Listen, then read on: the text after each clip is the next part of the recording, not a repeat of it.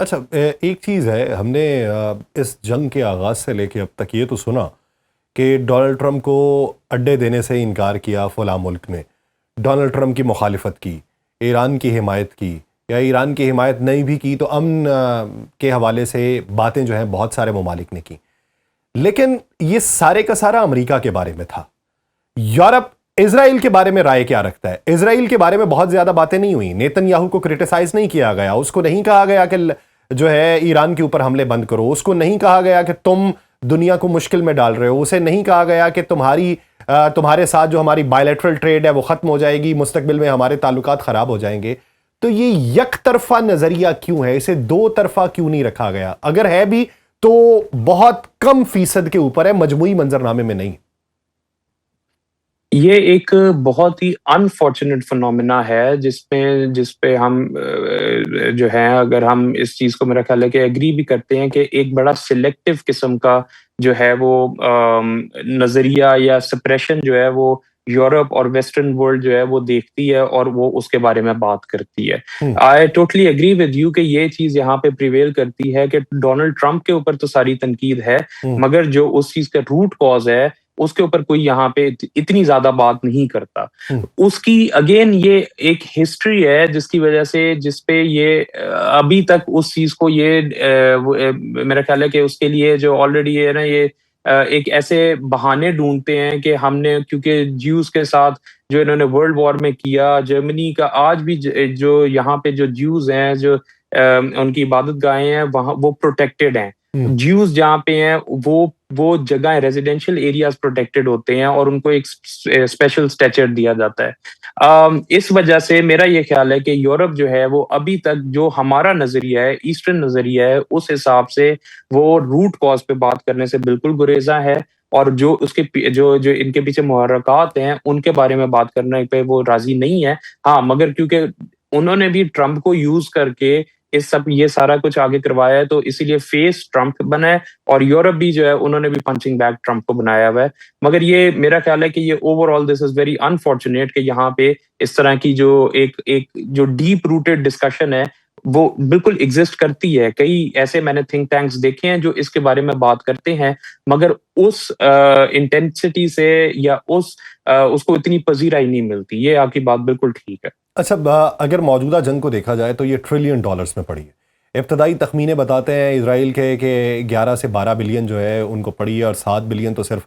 دفاعی محاذ کے اوپر ہے. لیکن یہ ابتدائی تخمینے ہیں، جب پرتیں کھولیں گی تو پتہ چلے گا اسٹاک مارکیٹ کتنی نیچے گئی، شیکل کی جو موجودہ صورتحال ہے وہ بھی ڈی ویلیو ہوا ہے. پھر انفرادی طور کے اوپر وہاں پہ عام آدمی کے اوپر کتنا فرق آیا یہ بعد میں پتہ چلے گا. پھر عرب ممالک کے اوپر جتنا فرق آیا، ان کی سیاحت تقریباً تباہ ہو چکی ہے. وہاں پہ جانے سے اب لوگ کترا رہے ہیں. وہاں پہ انویسٹمنٹ جو ہے یہ ابھی بادل چھٹیں گے تو وہ کتنی نکلتی ہے کتنی آتی ہے بات کی پتہ چلے گا. ایران نے کتنا بھگتا ہے، یا امریکہ نے کتنا بھگتا ہے، اور دنیا نے کتنا بھگتا ہے. تو یہ ٹریلین ڈالرز کا گیپ ہے جو ان 40 دنوں میں پڑا ہے. آپ کیا سمجھتے ہیں کہ یہ گیپ کتنے عرصے میں فل ہوگا؟ اگر چیزیں وہی طے پاتی ہیں جو مذاکرات سے پہلے کی جا رہی تھیں، اور یہ حتمی نتیجہ اس کا کوئی نکل آتا ہے پازیٹیو وے میں، تو کتنا عرصہ اس گیپ کو فل کرنے میں لگے گا؟ بالکل جی، یہ بہت ہی زیادہ ایک واسٹ میگنیٹیوڈ کا ایک جو ہے وہ لاس پوری ورلڈ نے اس سرمستی کا جو کی گئی ہے اس کا خمیازہ ہم سب نے بھگتا ہے. اور یہ اس کا ایک تخمینہ لگانا اس ٹائم پہ، جس طرح آپ نے بات کی، ٹریلینز آف ڈالرز کی بات ہے، اور اس میں جو سب سے زیادہ جو ایک لوگوں کا جو کانفیڈنس ایک تھا کہ ہم جرمنس کو یا یورپینز کو یہ ہوتا ہے کہ ہم گرمیوں کی چھٹیوں میں کہیں نہ کہیں ٹریول کریں. ان کا لائف سٹائل ہی ایسا ہے کہ یہ جون، جولائی، اگست، سپٹمبر ان کے وہ منتھس ہوتے ہیں جدھر یہ اپنے گھروں سے نکلتے ہیں، دنیا کے باقی حصوں میں جاتے ہیں. اور اب جو ہے وہ مڈل ایسٹ ایک بہت ان کے لیے اٹریکٹیو قسم کی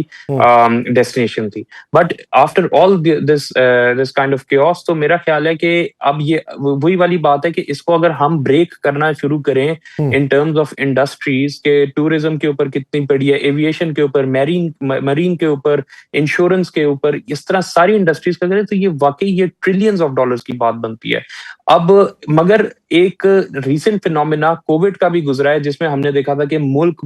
دنیا جو ہے بالکل ایک ہالٹ پہ آ چکی ہوئی تھی. اس کی ابھی ہم ریکوری پہ جا ہی رہے تھے کہ بیچ میں یہ 2-3 ایسے انسیڈنٹس ہو گئے, رشیا یوکرین وار ہو گئی, پھر اس کے بعد یہ ہو گیا جس کی وجہ سے ہم لوگ جو ہیں اگین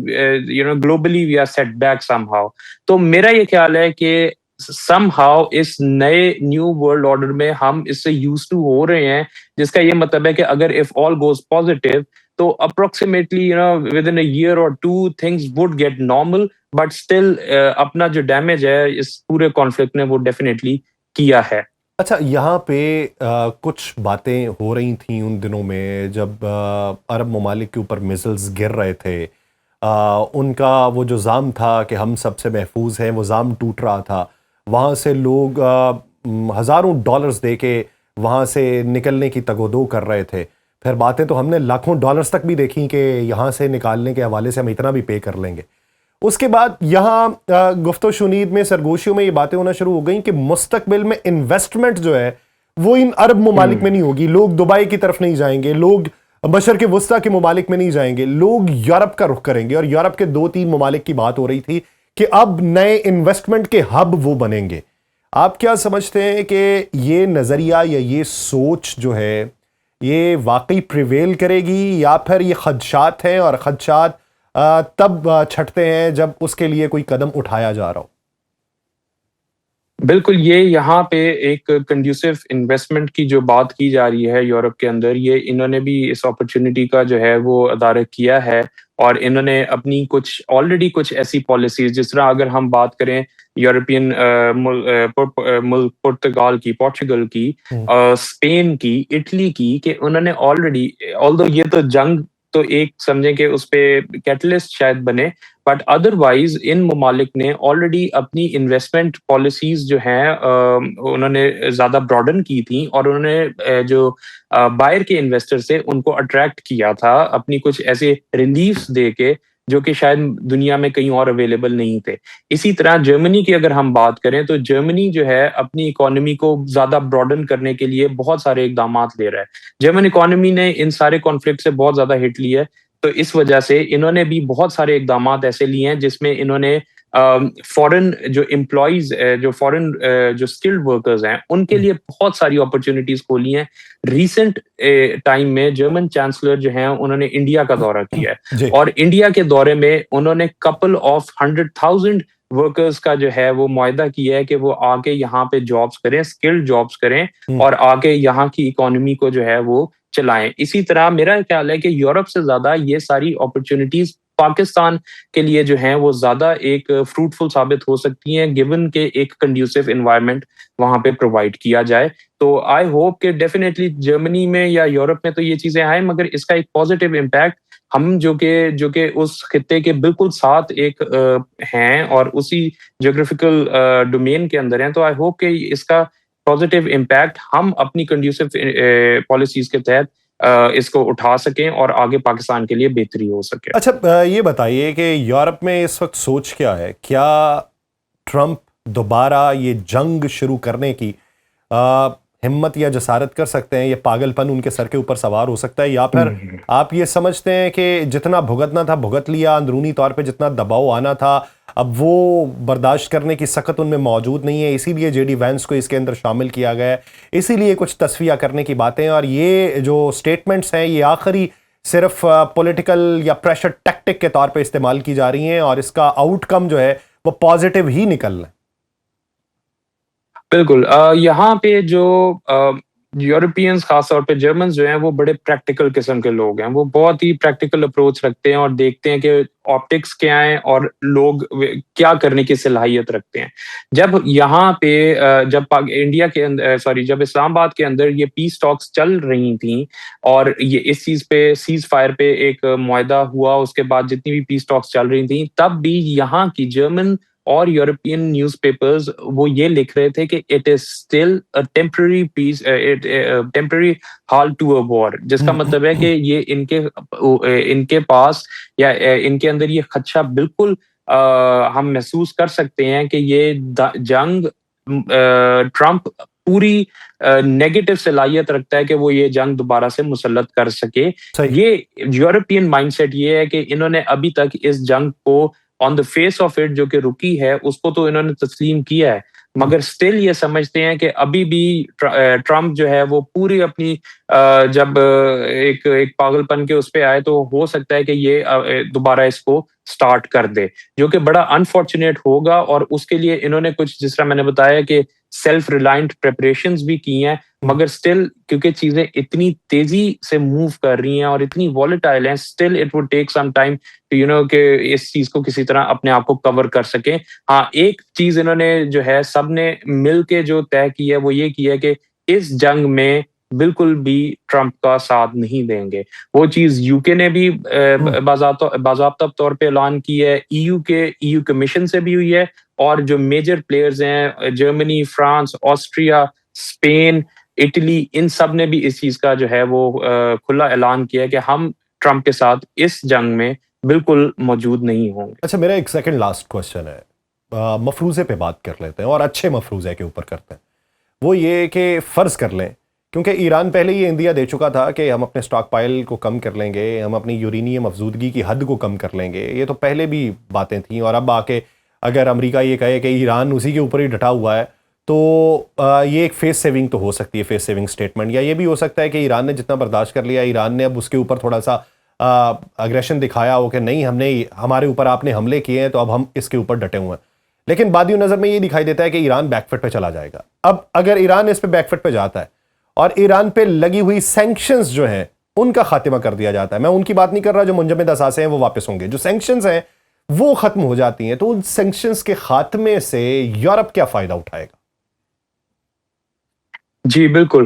دیکھیں یورپ کے لیے سب سے بڑی جو اگر سینکشنز اٹھتی ہیں تو ایران کے پاس جو ایک نیچرل ریسورس ہے وہ ہے تیل. اور یورپ, جیسے میں نے ابھی ساری تمہید باندھی اور میں نے بتایا کہ ان کو انرجی کا بہت بڑا کرائسس جو رشین اور یوکرینین وار کے اس کے آؤٹ فال کی وجہ سے جو ان کو بھگتنا پڑا ہے, تو میں یہ سمجھتا ہوں کہ یورپ جو ہے اگر یہ سینکشنز اٹھتی ہیں, پہلے تو سینکشنز اٹھیں گی, پھر اس کے بعد کچھ بادل جو ہیں وہ چھٹیں گے, پھر اس کے بعد تھوڑی کانفیڈنس بلڈنگ میجرز ہوں گے. جب یہ سب کچھ ہو جائے گا تو یورپ کو بہت ریڈیلی آئل کی ضرورت ہے, کیونکہ یہ ان میں سے کوئی بھی ملک آئل پروڈیوسنگ ملک نہیں ہے. تو یہ سب سے پہلے فیول کے لیے جو ہے وہ ایران سے بالکل جو ہے وہ ریچ آؤٹ کر سکتے ہیں. آلدو میں یہ سمجھتا ہوں کہ یورپینز جو ہیں ان کا تھوڑا سا مائنڈ سیٹ اس طرح کا ہے کہ یہ they really they take time to build confidence in someone or especially in some country. تو پہلے تو یہ چیز بہت ایک میرا خیال ہے کہ ٹائم ٹیکنگ ہوگی کہ یہ ایران کے اوپر کانفیڈنس کر سکیں, بٹ اگر کچھ کر سکیں گے تو وہ فیول پہ زیادہ بات کر سکیں گے. اچھا, پھر ایک آخری سوال میرا یہ پاکستان کے لیے کہ یورپ پاکستان کو کس نظر سے دیکھ رہا ہے کہ مستقبل میں ابھی کی جو بات ہے وہ تو پاکستان کے معترف ہیں, لیکن مستقبل کے حوالے سے پریڈکشن کیا کی جا رہی ہے کہ پاکستان کی پوزیشن کیا ہوگی؟ بالکل. اچھا, اس سوال کے تھینکس اے لاٹ آپ نے سوال کیا ہے, اس کا ایک میں تھوڑا سا اگر آپ کو بیک گراؤنڈ بھی دے سکوں, جو ایز اے پاکستانی جو یورپ میں بیسڈ ہے اور اس نے کچھ ایسے ایونٹس دیکھے جس میں over the period of time Pakistan کی ایک امیج بلڈنگ بیسیکلی یورپ کے اندر, خاص طور پہ جرمنی کے اندر ہوئی. میں بات کرتا ہوں کہ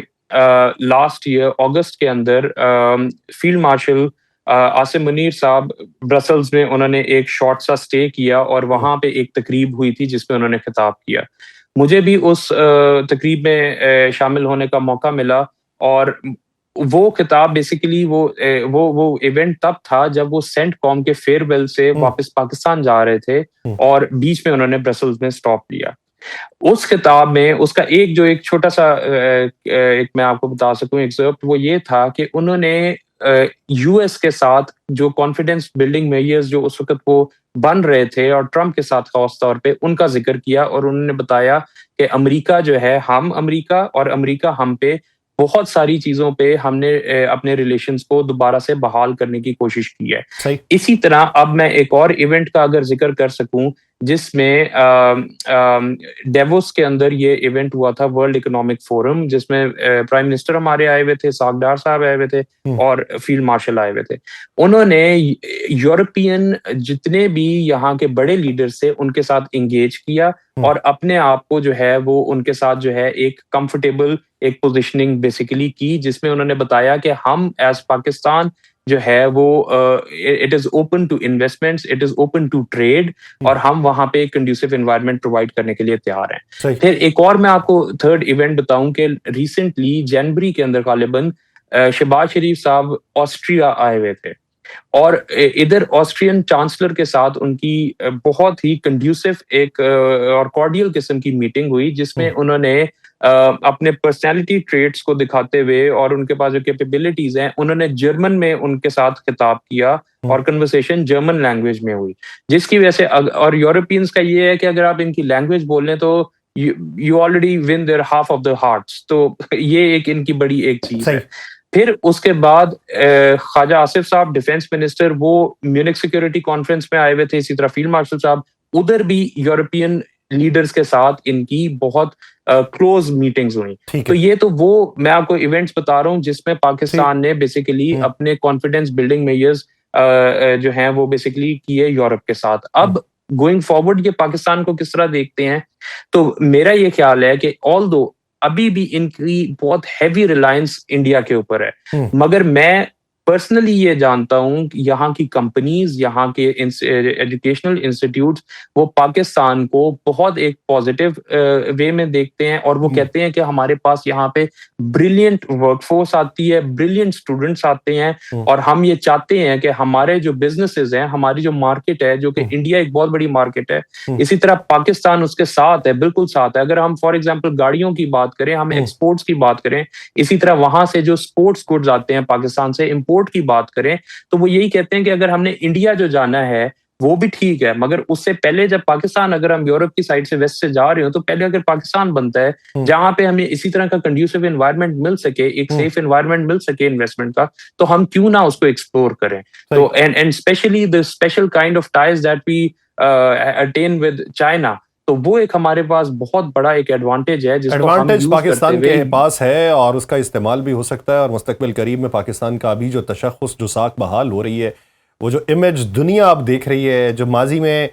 پاکستان کو سائیڈ